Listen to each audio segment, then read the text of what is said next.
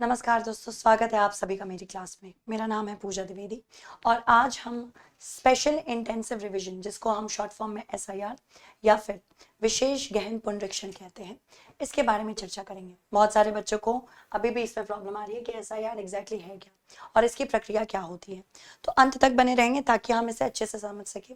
साथ ही साथ ये हमारे GS पेपर 2 के लिए बहुत ज़्यादा ज़रूरी है, अति आवश्यक है, इसीलिए इसको समझना इंपॉर्टेंट है। इसके अलावा भी अगर आप एक नागरिक हैं तो उसमें भी आपको समझना होगा कि एक सशक्त नागरिक अगर बनना है तो इसके बारे में इंफॉर्मेशन आपको होनी चाहिए। ठीक है, तो चलिए शुरू करते हैं आज की क्लास।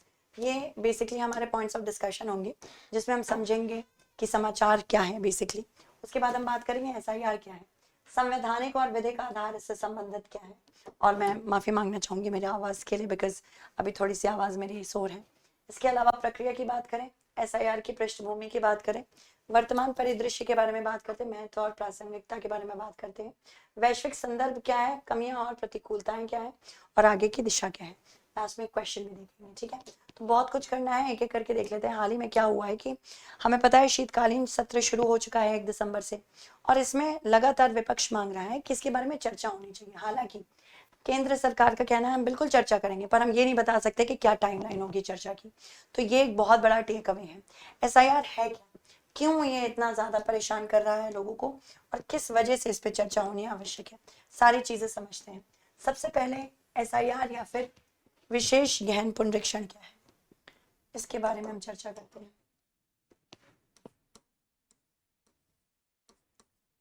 विशेष गहन पुनरीक्षण, इसके बारे में हम चर्चा करते हैं। SIR जिसको आप कहते हो स्पेशल इंटेंसिव रिवीजन या SIR।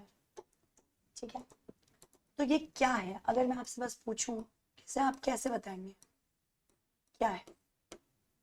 सबसे पहले क्या की अगर बात करें तो ये एक प्रक्रिया है जिसमें निर्वाचन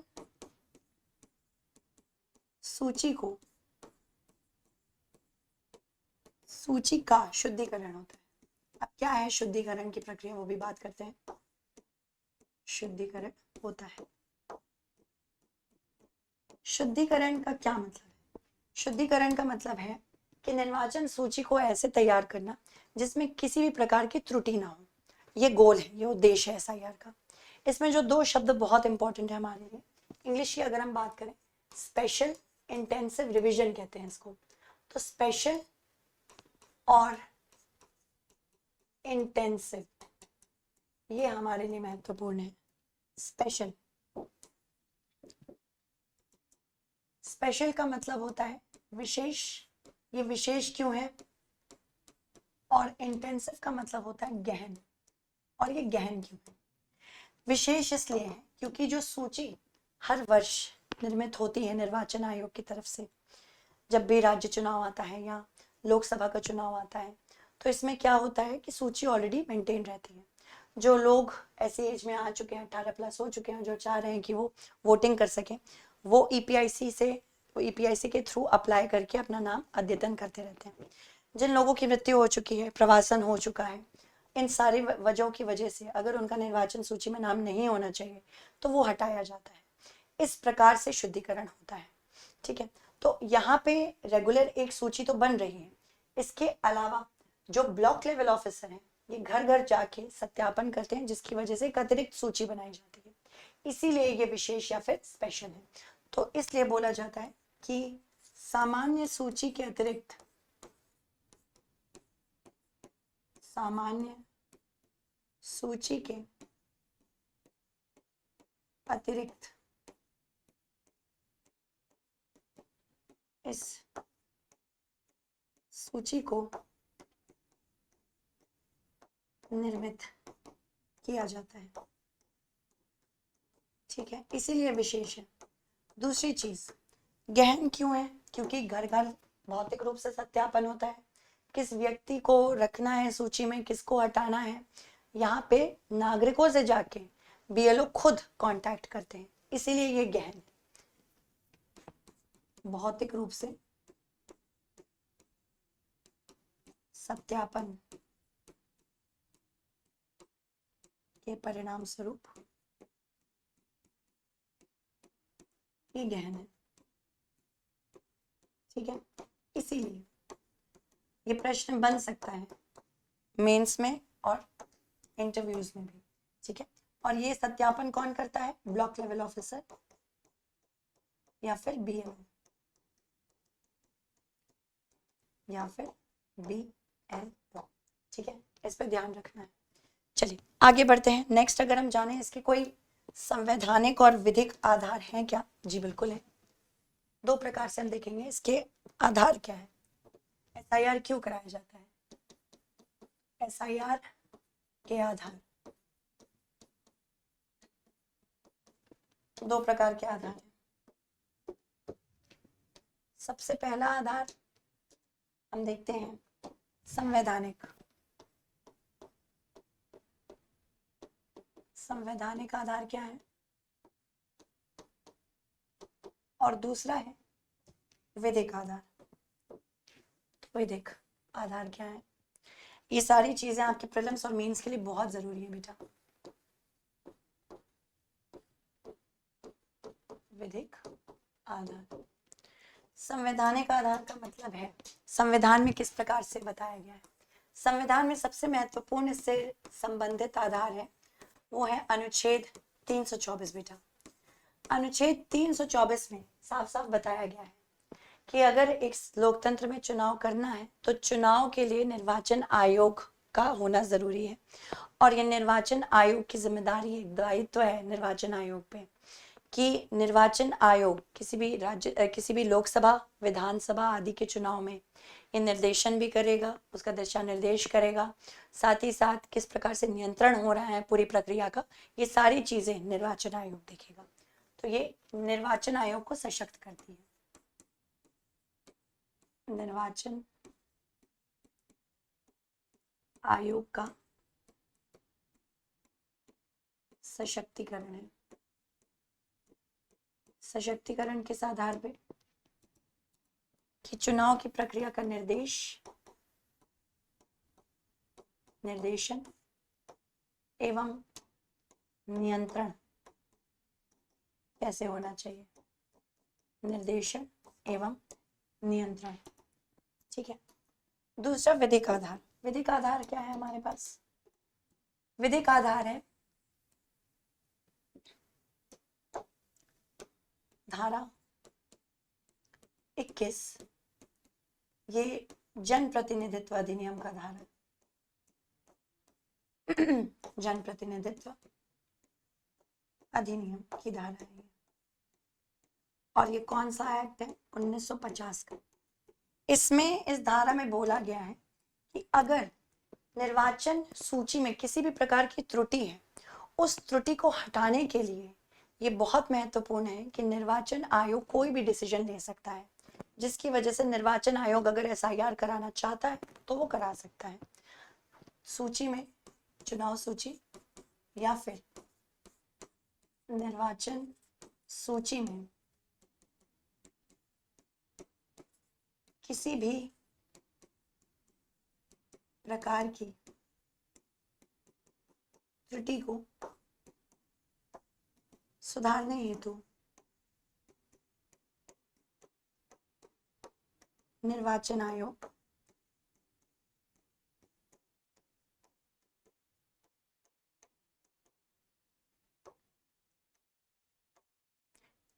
कोई भी प्रक्रिया ले सकता है, कोई भी प्रक्रिया पर अमल कर सकता है। ठीक है, इसके अलावा दो सुप्रीम कोर्ट के जजमेंट्स हैं, मेजर जजमेंट्स हैं, जिसके आधार पर लोकतंत्र एक मूल ढांचे के रूप में देखा जाता है। दूसरा, ये लोकतंत्र को बरकरार रखने के लिए निर्वाचन आयोग को साफ साफ बताया गया कि निर्वाचन आयोग के ऊपर एक दायित्व है, एक संवैधानिक दायित्व है कि आपको जो इलेक्शन कराना है, जो कि लोकतंत्र का आधार है और लोकतंत्र खुद मूल ढांचा है संविधान का, तो इसमें ECI यानी इलेक्शन कमीशन ऑफ इंडिया पूरी तरह से रिस्पॉन्सिबल है। ये भी इंपॉर्टेंट है आपके लिए जानना, इसको भी आप लिख सकते हो।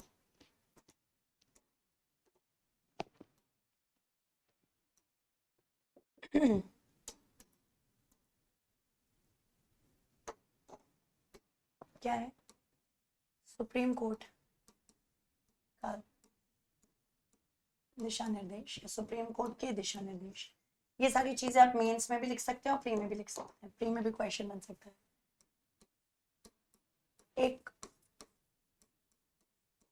एक बहुत ही महत्वपूर्ण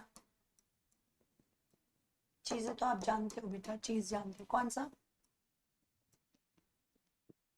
सबसे पहला केशवानंदा भारती केस 1973 का। केशवानंदा भारती, ये 1973 का केस है। केशवानंदा भारती केस में क्या बोला गया था कि लोकतंत्र जो है ये भारतीय संविधान के मूल ढांचे का एक भाग है।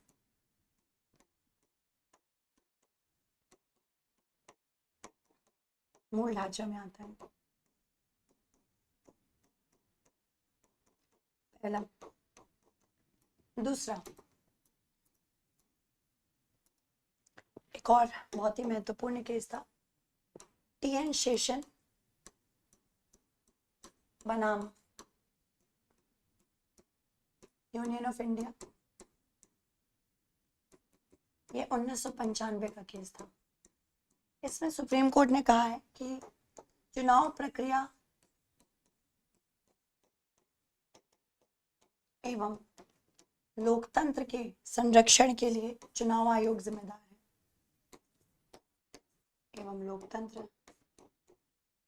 के संरक्षण हेतु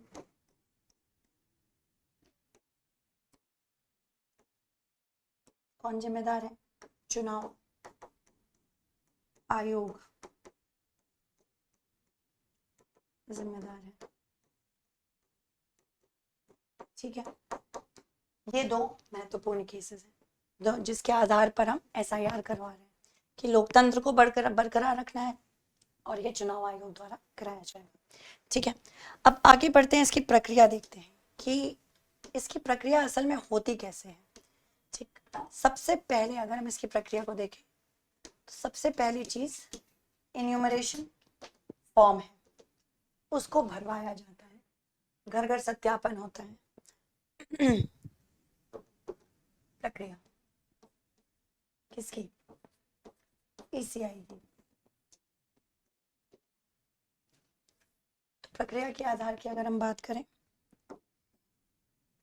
पहले शॉर्ट में समझेंगे फिर लॉन्गर वर्जन। सबसे पहले BLO ये घर घर जाके सत्यापन करते हैं। सबसे पहली चीज तो ये जानना है, घर घर सत्यापन में क्या होता है? घर घर सत्यापन में ये इन्यूमरेशन फॉर्म बांटते हैं। इन्यूमरेशन फॉर्म ये वोटर्स को दिया जाता है ताकि इसको फिल करें, 7 से 10 दिन का टाइम दिया जाता है। ठीक है, इसको फिर BLO फीड करते हैं, एक ऐप है ECI ऐप पे फीड करते हैं। पहली बार फीड करते हैं तो एक ब्लू ब्लिंक आता है। इसका मतलब ब्लू ब्लिंक अगर आया फोन में तो समझ जाइएगा कि आपके फॉर्म आपको मिल गया है, इसके बारे में ब्लू ब्लिंक बताता है। तो एक डिजिटल योजना भी है। तो अगर आप देख रहे हैं हमारे सामने फॉर्म दिया है, फॉर्म को फोटो खींच के BLO ने अपडेट किया है ऐप पे, तो समझ जाएगा ब्लू ब्लिंक आ गया, मतलब कि फॉर्म आपके पास आ चुका है। और किस तारीख को आया, किस समय आया, ये भी बताया जाता है। तो ये फॉर्म वोटर के पास पहुंच चुका है। ठीक है, फिर उसके बाद वोटर को 7 से 10 दिन का समय दिया जाता है।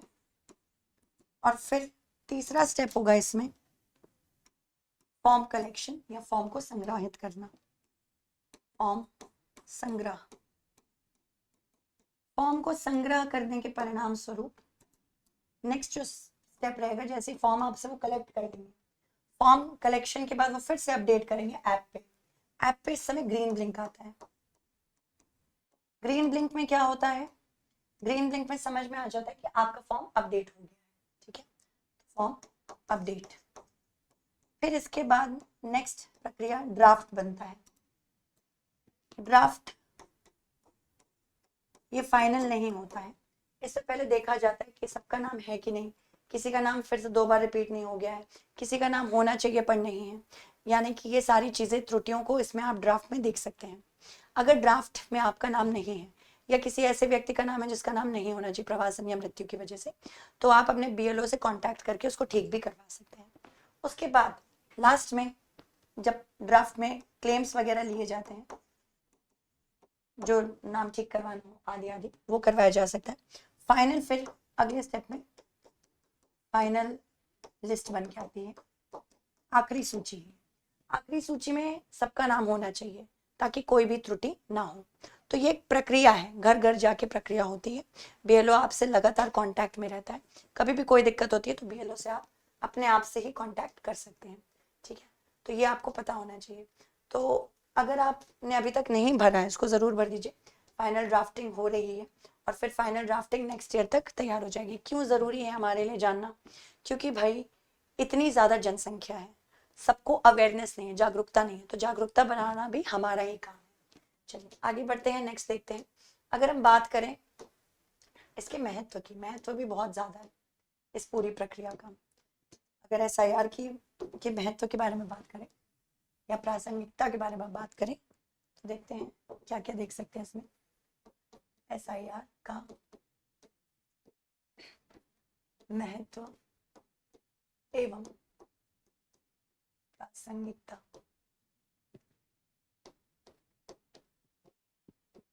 ठीक है, दोनों चीजें हमें देखनी है। महत्व सबसे पहले ये शुद्धिकरण कर रहा है। कोई भी त्रुटि होने के परिणाम स्वरूप आपकी जो पूरी चुनाव की प्रक्रिया है वो धूमिल हो सकती है, इसी वजह से शुद्धिकरण करना जरूरी है। सबसे बड़ा महत्व शुद्धिकरण का है। दूसरा महत्व है कि ये तकनीकी प्रक्रिया है और ये डिजिटल इंडिया के मिशन के तहत देखी जा रही है। डिजिटल इंडिया मिशन में क्या होता है, डिजिटल इंडिया मिशन में हर चीज डिजिटल है। अब यहाँ पे क्योंकि ECI का ऐप यूज हो रहा है तो डिजिटल साक्षरता भी लोगों में काफी आ रही है, तो ये हेल्प कर रहा है डिजिटल साक्षरता बढ़ाने के लिए। इसमें जन भागीदारी है ना, लोग खुद इसमें इंक्लूड हो रहे हैं। तीसरा महत्व है जन भागीदारी, जिसमें जन भागीदारी के परिणाम स्वरूप हम देख सकते हैं कि लोग काफी ज्यादा जागरूक हो रहे हैं और ये लोकतंत्र को और सशक्त कर रहा है। इसके अलावा पारदर्शिता और जवाबदेही भी सेट हो रही है। पारदर्शिता एवं जवाबदेही भी सेट हो रही है। तो ये सारी चीजें हैं जिसके परिणाम स्वरूप हम देख सकते हैं। तो ये सारी चीजें एक अप्रत्यक्ष चीज है, अप्रत्यक्ष रूप से कि गैर कानूनी नागरिकों को भी बाहर कर रही है। नागरिक नहीं है, गैर कानूनी प्रवासियों को ये बाहर कर रही है। कैसे? क्योंकि आपने देखा होगा जिस प्रकार से वेस्ट बंगाल के पास भी अब विशेष गहन पुनरीक्षण हो रहा है, तो वहां पे जो बांग्लादेशी आसपास रहते हैं ये डर के मारे खुद ही भाग जा रहे हैं। ठीक है, तो ये भी बहुत ज्यादा जरूरी है जानना। चलिए नेक्स्ट अगर हम देखते हैं करेक्ट, ये आपका महत्व हो गया, प्रासंगिकता और महत्व हो गया। नेक्स्ट अगर हम देखें इसमें चुनौतियां हैं, कुछ प्रतिकूलताएं हैं। सबसे महत्वपूर्ण चुनौती राजनीतिक हस्तक्षेप है। तो सबसे पहली चुनौती राजनीतिक हस्तक्षेप। राजनीतिक हस्तक्षेप से क्या तात्पर्य है? राजनीतिक हस्तक्षेप से तात्पर्य है कि लोगों को लग रहा है, और विपक्ष ने बहुत बार बोला है, कि ईसीआई को डायरेक्ट किया जा रहा है कि किन लोगों को इंक्लूड करना और किन लोगों को इंक्लूड नहीं करना है। तो ये सबसे बड़ा इशू माना जा रहा है। तो राजनीतिक हस्तक्षेप सबसे बड़ा इशू माना जा रहा है। प्लस लोगों को लग रहा है कि उनको एक प्रकार से निर्वाचन सूची में ना रखने की ये कोई चाल है। तो ये भी एक बहुत बड़ी दिक्कत है। नेक्स्ट, इसके अलावा चुनौती है जन जागरूकता में कमी। लोगों को, बहुत सारे लोगों को ये भी नहीं पता है एसआईआर होता क्या है, एसआईआर के बारे में नहीं जानते। अब सोचिए, जो एसआईआर के बारे में नहीं जानता, अचानक से उसके पास कोई पहुंच गया और दुनिया भर के उससे प्रश्न पूछने लगा कि वोटर आईडी दिखाओ, आधार कार्ड दिखाओ, तो वो डर जाएगा। उसके पास अगर होगी भी तो नहीं दिखाएगा, उसे लगेगा ये किसी और प्रक्रिया का भाग है। तो ये भी दिक्कत है। इसके अलावा डिजिटल साक्षरता की भी कमी है। डिजिटल साक्षरता की किस प्रकार से कमी है? लोगों को या तो पता नहीं है कि ऐप कैसे यूज करना है, क्योंकि बीएलओज उतने ज्यादा इस समय डिजिटल रूप से जागरूक नहीं है। तो कैसे ईसीआई का ऐप यूज करना है, कोई ट्रेनिंग ना होने के परिणाम स्वरूप त्रुटियां भी ज्यादा हो सकती हैं। तो इसी की वजह से त्रुटि जहां कम करने की हम कोशिश कर रहे हैं, त्रुटियों में बढ़ोतरी हो सकती है। और जिनको सच में देना है वोट, वो भी नहीं देंगे। जिनका नाम होना चाहिए नहीं है, क्योंकि डिजिटल रूप से साक्षर नहीं। और लास्ट है कि इस समय कार्य का बोझ बहुत ज्यादा है बीएलओ आदि पे। तो ये भी एक बहुत बड़ी प्रॉब्लम है। तो ये सारी चीजें अगर ठीक हो गई तो हम एसआईआर को और अच्छा बना सकते हैं। ठीक है, कुछ इसके लिए हमारे पास वे फॉरवर्ड में चीजें हैं। उससे पहले मैं आपको बता देती हूँ 2-3 न्यूज। जैसे पश्चिम बंगाल में 21 लाख से ज्यादा मौतें 1 दिसंबर तक मतदाता सूची में देखी गई। मतलब कि 21 लाख लोग डेड थे, उनका नाम सूची में देखा गया। तो ये एक बहुत बड़ा इशू बना है। इसके अलावा बीएलओ की आत्महत्या के बीच में लगातार न्यूज हो रही है, कभी कोई बीएलओ की मृत्यु आ रही है, कभी किसी का वीडियो आ रहा है। तो ये भी एक इशू है। दिल्ली में बहुत ही जल्द एसआईआर होने वाला है। ठीक है, भारत के अलावा भी और कहीं ऐसी प्रक्रिया होती है क्या, देखते हैं। जैसे यूनाइटेड किंगडम में मतदाता सूची को अद्यतन बनाए रखने के लिए वार्षिक सर्वेक्षण, वर्ष सत्यापन के माध्यम से वार्षिक घर घर सत्यापन किया जाता है। अब वहाँ की जनसंख्या इतनी ज्यादा नहीं है ना जितनी भारत की है, तो वहाँ पे ये कर सकते हैं हर वर्ष। यहाँ तो लगभग 20 साल के बाद हो रहा है एसआईआर।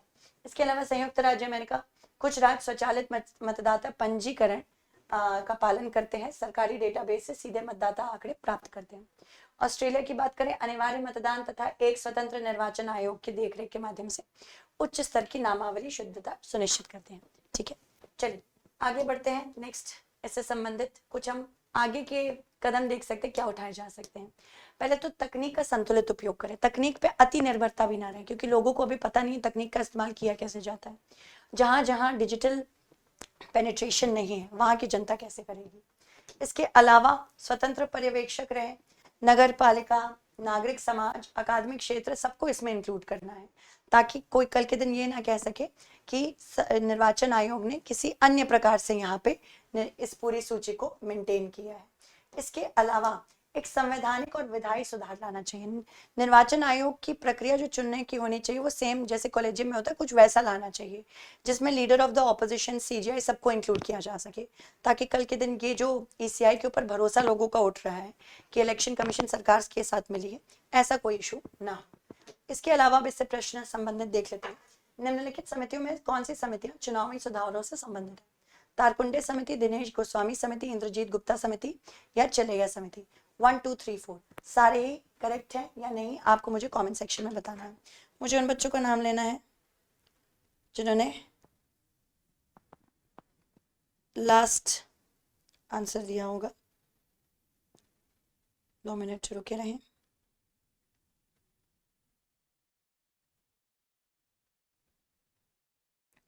काफी बच्चों ने लास्ट का भी आंसर दिया है। ठीक है, नाको की स्थापना मैंने पूछी थी, तो उसमें प्रमिता ने सही आंसर दिया था, वेरी गुड प्रमिता, और तनु ने सही आंसर दिया था, वेरी गुड। तो चलिए, thank you so much everyone. इसका आंसर भी आप कमेंट सेक्शन में जरूर दें। तब तक के लिए धन्यवाद, bye bye and take care.